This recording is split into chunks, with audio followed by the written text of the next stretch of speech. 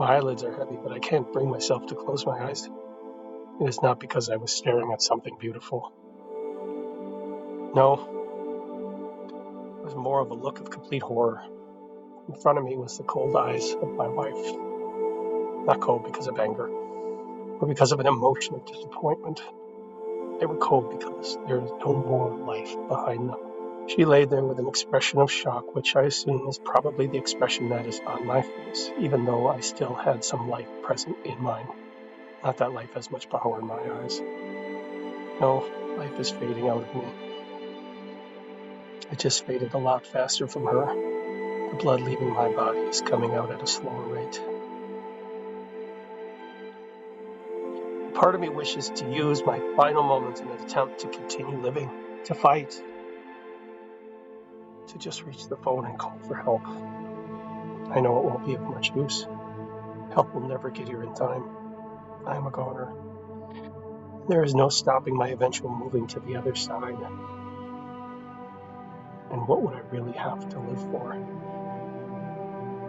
My dearest wife, my true love, is gone. After 20 years of an amazing, beautiful marriage is over, whether I lived or not. Without her, there was no real point of living. It is not just the passing. My lover and best friend is not the main reason for not wanting to see another day. That was bad enough, but there is something else. Something far worse than losing my amazing wife. My dearest Leah, the one who brought so much joy into this house. The daughter who was such a blessing in our lives.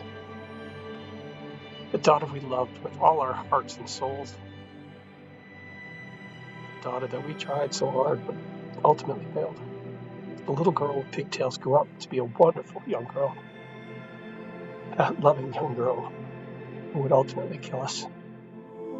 What does a parent do when their precious child turns to drugs? Her whole life getting thrown away, trading a promising future for a quick fix. Wanting that fix so bad that her parents' lives meant nothing. Our once baby girl, who's so full of smiles, has become our executioner. No more need or want, an embrace or our love.